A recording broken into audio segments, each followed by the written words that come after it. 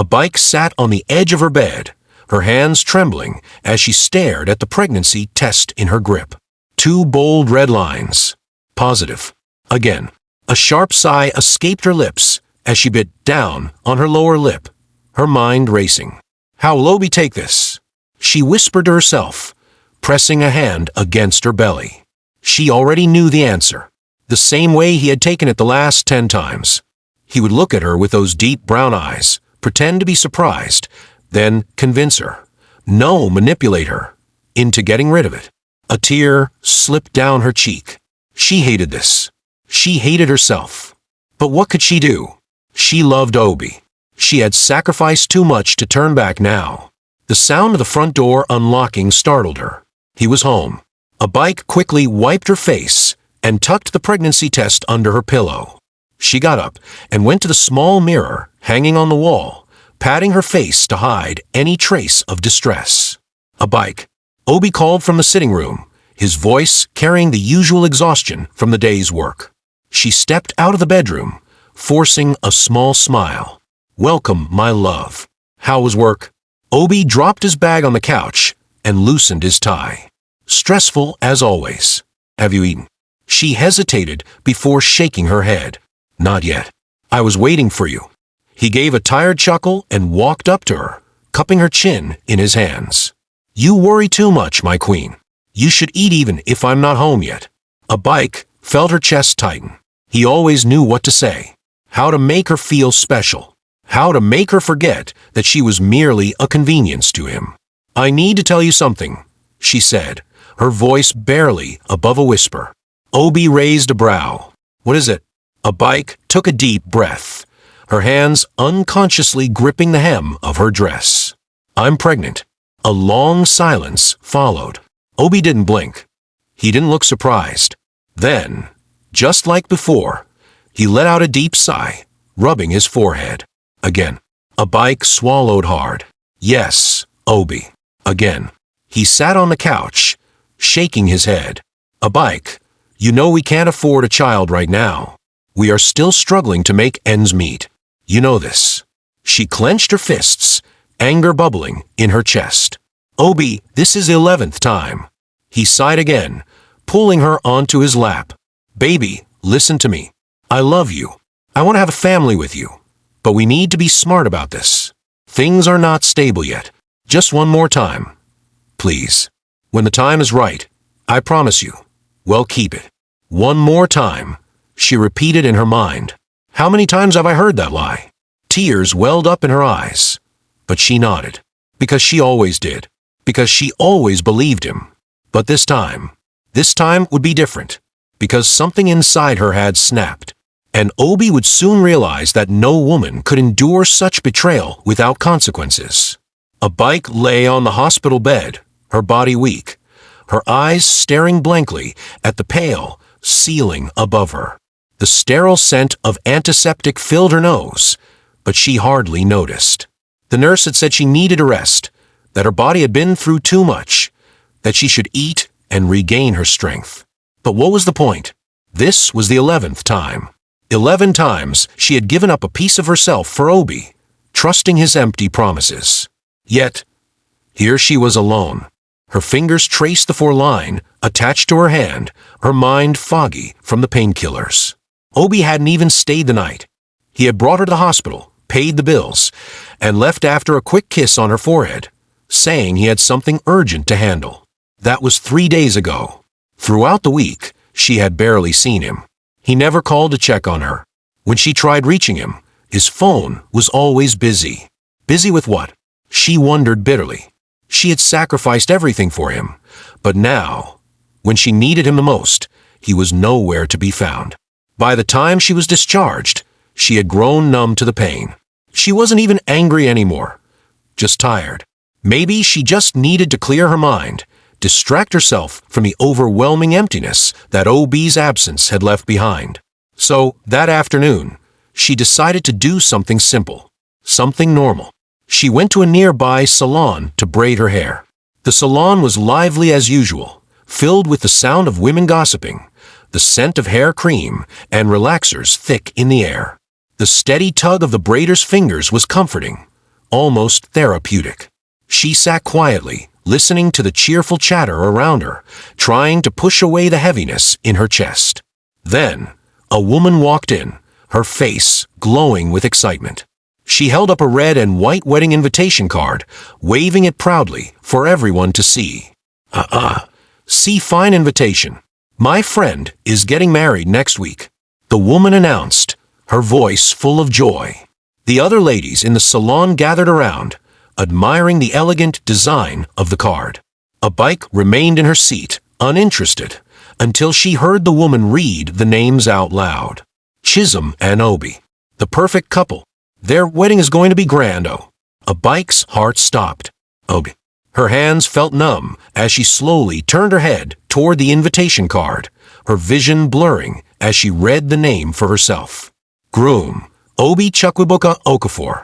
A cold shiver ran down her spine. She couldn't breathe. Her mind screamed 1,000 thoughts at once, but only one thing was clear. Obi had played her. He had abandoned her, used her, destroyed her body over and over again, only to be planning a wedding with someone else.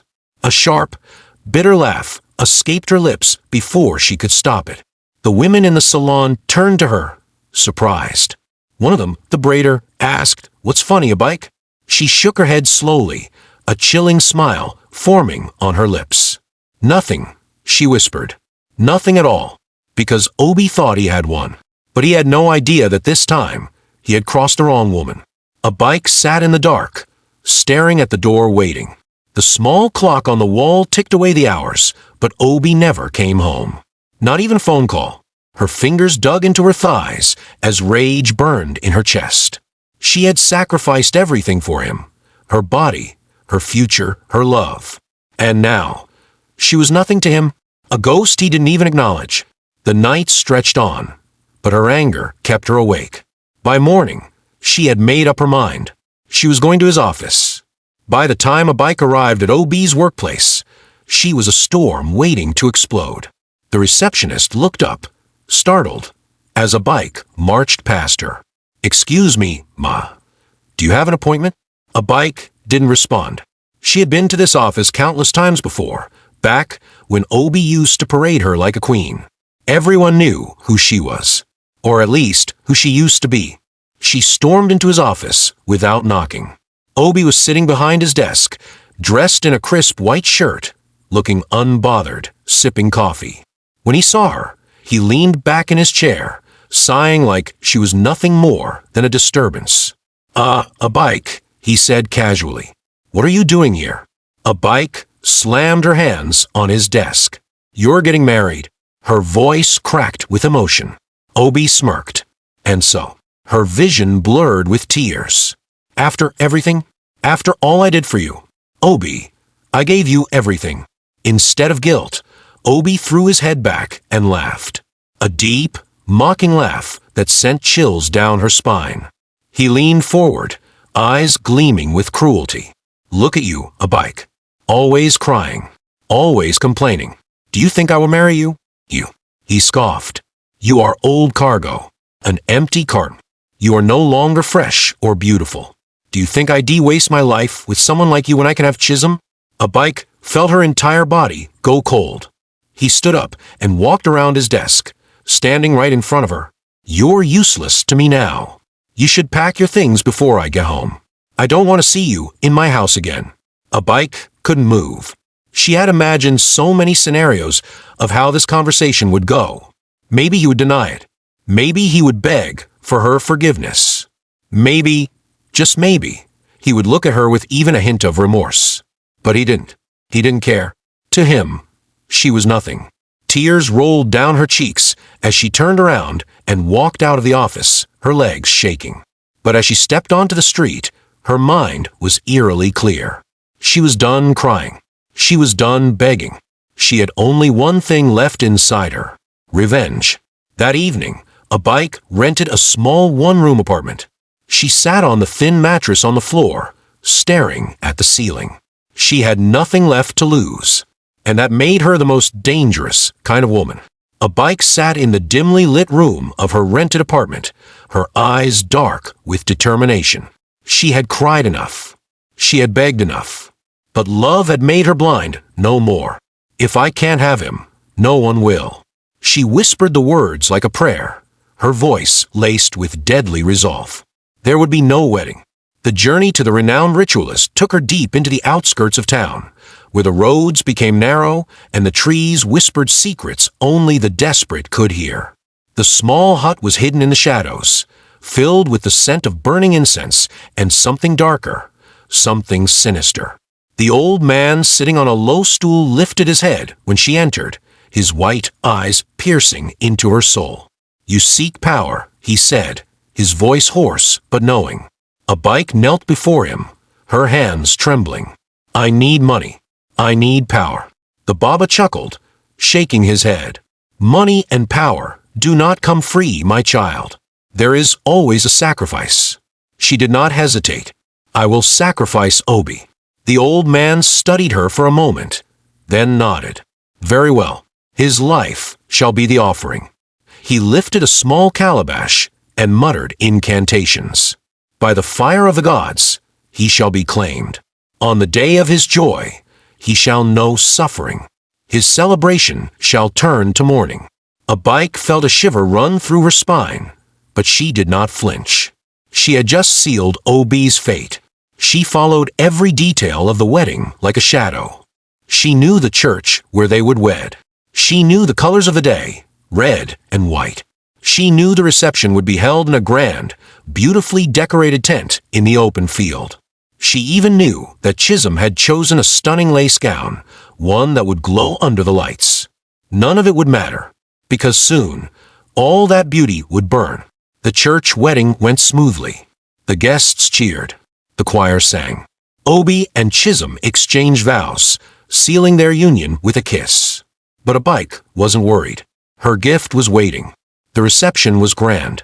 The tent was decorated with dazzling chandeliers, golden chairs, and flowers that filled the air with a sweet fragrance.